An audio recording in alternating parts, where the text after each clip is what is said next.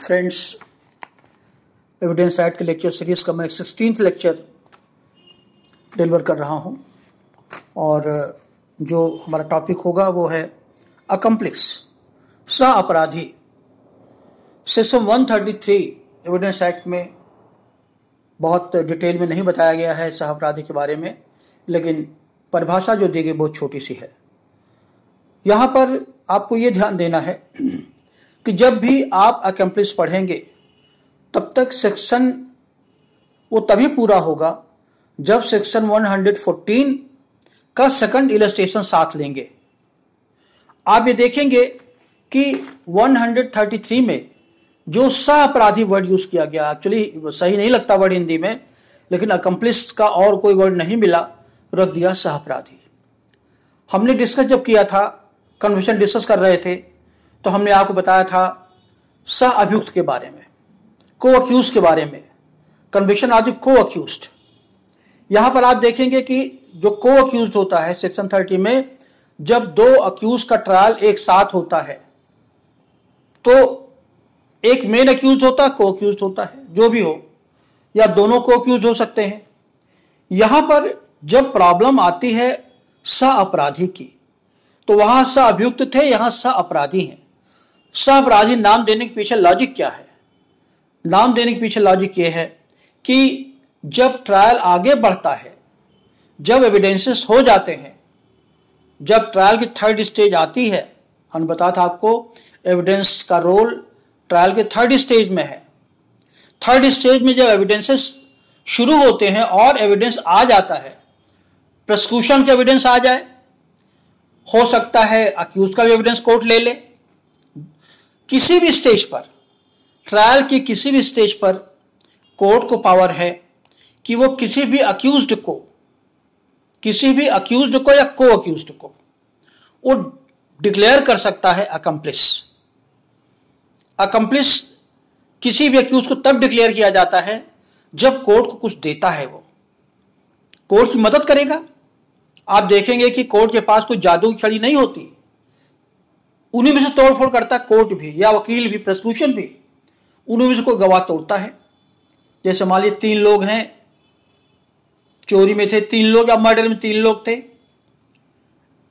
एक आदमी से कहा तुम खड़े रहना, तुम्हारी मदद करते रहना वीपन से, अबेटमेंट कर रहा है मान लीजिए, या उन सबको चोरी के बाद छुपा देता है, तो डायरेक्ट वो इन्वॉल्व नहीं होता, तो डायरेक्ट इन्वॉल्व जो होगा वो अक्यूज्ड होगा।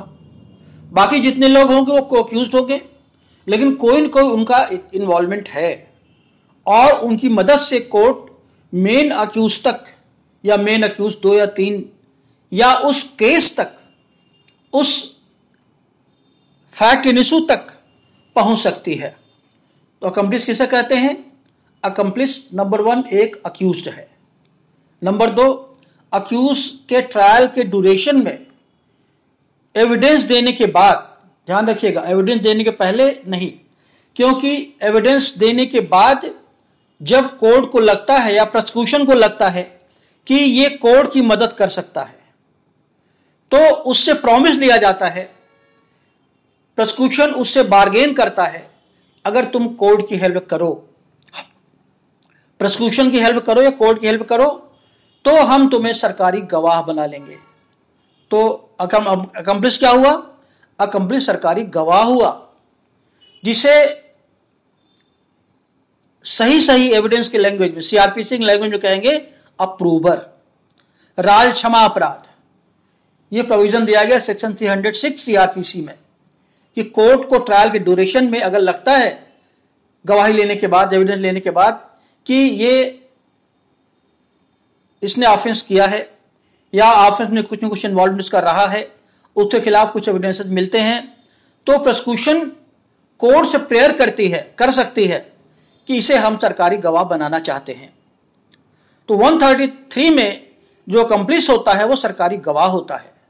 लेकिन अकम्प्लिस वर्ड जो यूज किया गया है वो तभी उसकी वैल्यू होगी, एविडेंस तभी दे सकेगा जब उसे कन्वर्ट कर लिया जाएगा, कोर्ट कन्वर्ट कर लेगा अप्रूवर में। तो अकम्प्लिस अप्रूवर एक ही चीज होते हैं, for the purpose of evidence, जब अप्रूवल बढ़ रहा था इसका मतलब कोर्ट ने सरकारी गवाह बना लिया है। और सेक्शन 300 सीआरपीसी में सरकारी गवाह तभी बनेगा जब उसके अपराध को उसने क्षमा कर दिया है। तो क्योंकि अपराधी तो गवाह बनेगा नहीं, या अक्यूज तो गवाह बनेगा नहीं, उसे जब तक क्षमा नहीं मिलेगी तब तक वो गवाह नहीं बन सकता। तो कोर्ट की हेल्प करने के लिए कोर्ट उसे क्षमा करती है। सेक्शन 306 में उसे कहते हैं राज क्षमा, अप्रूवर कहते हैं, सरकारी गवाह उसे कहा जाता है, सरकारी गवाह बना लिया गया है। तो सरकारी गवाह जब बना लिया जाता है तब ये ध्यान रखे, ये जो उसे क्षमा दिया जाता है, जो उसे पार्डन किया जाता है, वो कंडीशनल होता है। कंडीशन क्या होती है कि तुम कोर्ट की हेल्प करोगे। अगर कोर्ट की हेल्प नहीं करोगे या गलत बयानी करोगे या मुकरोगे तो तुम्हें फिर से हम अक्यूज बना करके तुम्हारा ट्रायल करेंगे। तो उसको एडवांटेज क्या मिलता है अकम्प्लिस को? अकम्प्लिस का एडवांटेज ये मिलता है सरकारी गवाह बन जाने से, उससे जो लालच दिया जाता है, उससे जो प्रॉमिस किया जाता है, तुम्हारी सजा का मिनिमम कर देंगे। क्यों? Because you have help the court. Court की मदद करना एक पॉजिटिव पॉइंट होता है, इसलिए उसकी जो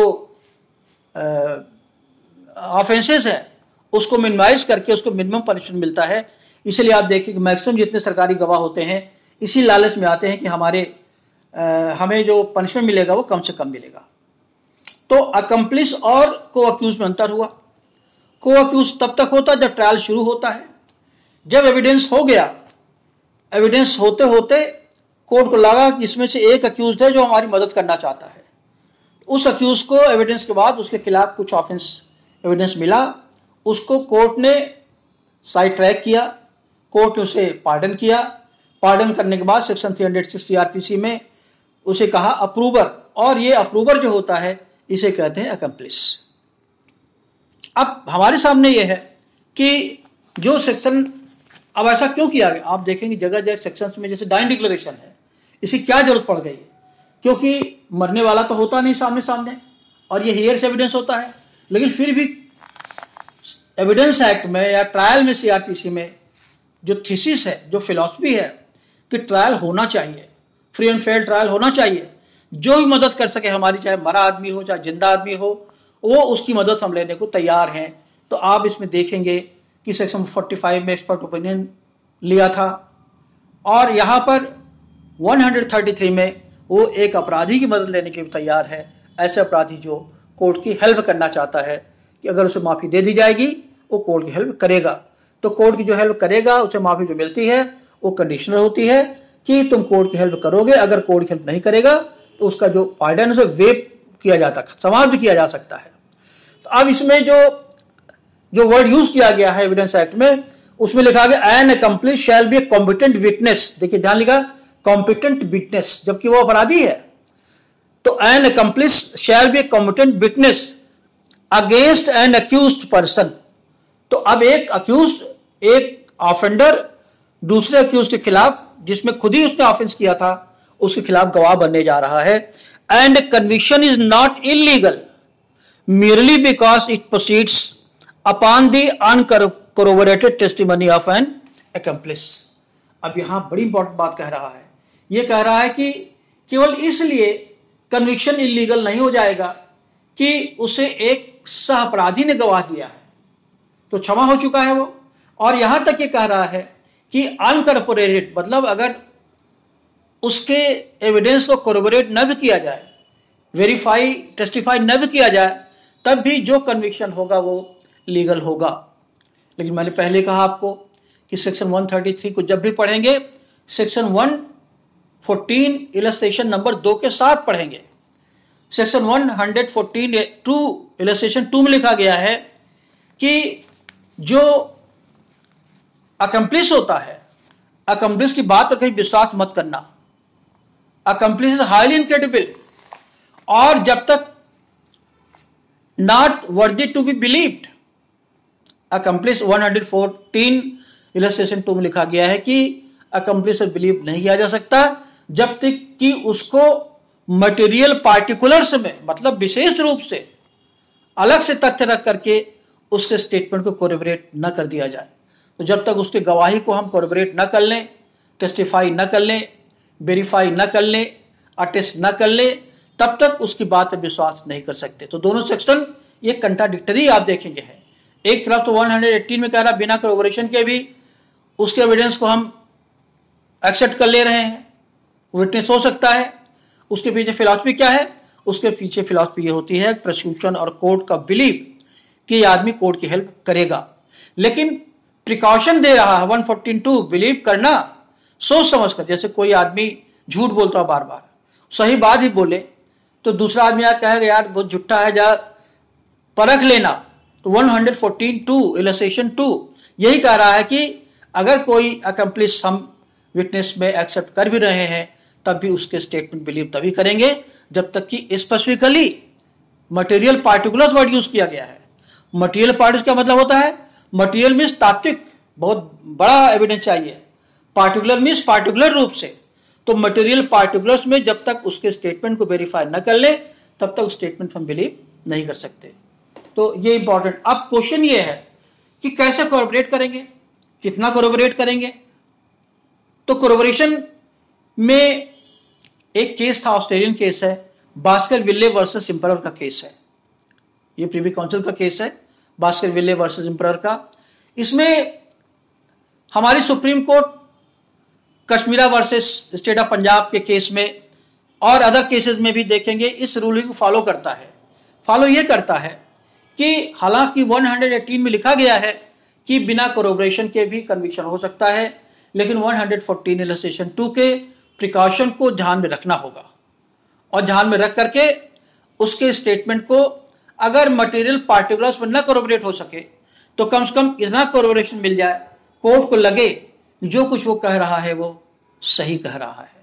तो कोर्ट के फेथ पर डिपेंड करेगा, कोर्ट की विजडम पर डिपेंड करेगा कि जो कोरबोरेशन किया जा रहा है। देखिए कोरबोरेशन किया जाना रूल ऑफ लॉ नहीं है, क्योंकि 133 में ये सीधे कह रहा है कि बिना कोरबोरेशन के भी उसका एविडेंस एक्सेप्टेबल है और उसके बेसिस पे कन्विक्शन हो सकता है। लेकिन 114 इलस्ट्रेशन 2 जो एक अलग प्रोविजन है, जो एक्चुअली ये प्रिजम्पशन ऑफ फैक्ट से रिलेटेड, आप देखेंगे 114 का जो सेक्शन है उपधारणा से रिलेटेड है। तो ये प्रिज्यूम कर रहा है किसी अकम्प्लिस के बारे में कि ऐसा अकम्प्लिस, जो ऐसा अक्यूज जो अकम्प्लिस है उसकी बात पर तभी विश्वास किया जा सकता है जब तक कि विशेष रूप से उसके स्टेटमेंट को कोरबोरेट कर ले, वेरीफाई कर ले। तो अब इसमें वेरिफिकेशन कैसे होता है? पार्टिकुलर वेरिफिकेशन तो नहीं हो सकता क्योंकि अक्यूज था वो, उसकी बात विश्वास करना पड़ेगा। तो अब पहला, जैसे मैंने कहा था कि करेक्टर हैज नो रोल, यहां पर रोल करेक्टर का हो जाएगा। अगर उस अकम्प्लिस को स्टेटमेंट वेरीफाई करना होगा तो उसके करेक्टर को, पास कंडक्ट को भी देखा जाएगा, नंबर 1। नंबर 2, क्या उसका पास में कन्विक्शन हुआ है या नहीं हुआ है। तीसरा, कोई और ऐसा फैक्ट अगर एग्जिस्ट कर रहा तीसरे आदमी का उसके बारे में तो कोर्ट उसकी बात को भी कोरबोरेट करेगा। हालांकि पर्सनल जो और तरह के फैक्ट्स हैं, स्पेसिफिक फैक्ट्स हैं, उसके बारे में कोर्ट बहुत इंक्वायरी नहीं करेगा। अगर जनरल कोरबोरेशन, देखिए जनरल कोरबोरेशन, हालांकि 114 इलस्ट्रेशन 2 में लिखा गया है कि पार्टिकुलर, लेकिन कोर्ट कहता पार्टिकुलर कहां मिलेगा। इसलिए अगर इतना कोरबोरेशन इस स्टेट तक हो जाए कि कोर्ट को यह बिलीव हो जाए कि ऑफेंस इसी ने किया होगा, मतलब जो ये बता रहा है इसमें कोई डाउट नहीं है, तो डाउट नहीं, इसके लिए क्या करना पड़ेगा? सर्कमस्टेंशियल एविडेंस कोर्ट के सामने रखने पड़ेंगे और रखेगा वो। तो ये सब चीजें देख करके कोर्ट का विजडम है और अकम्प्लिस के जो एविडेंस है उसको भी कोर्ट कन्विट कर सकती है और कोरबोरेशन करने के बाद किसी उस अक्यूज को कन्विक्शन कर सकती है। आप अगर ध्यान देंगे तो एविडेंस एक्ट में हर तरह की टैक्टिक्स अपनाई गई है कि किसी तरीके से कोर्ट के सामने जो मैटर है, कोर्ट के सामने जो फैक्ट इन इशू है वो छूट न जाए। मतलब जहां तक संभव हो सके वहां तक कोर्ट के सामने हर तरह का मटेरियल लाया जाए और जैसे मैंने पहले बताया था आपको कि कोर्ट एडमिट कर सकता है ऐसे फैक्ट्स भी, ऐसे सर्कमस्टेंसेस भी जो सेक्शन 555 में नहीं है। तो यहां पर भी अकम्प्लिस के केस में कोर्ट को काफी फ्रीडम होती है कि ऐसे फैक्ट को वो एडमिट करे जो अकम्प्लिस के बारे में कुछ पता हो सके और जो कुछ कह रहा है वो सही कह रहा है, इस बात का इंश्योरेंस कोर्ट को मिल सके। Thank you.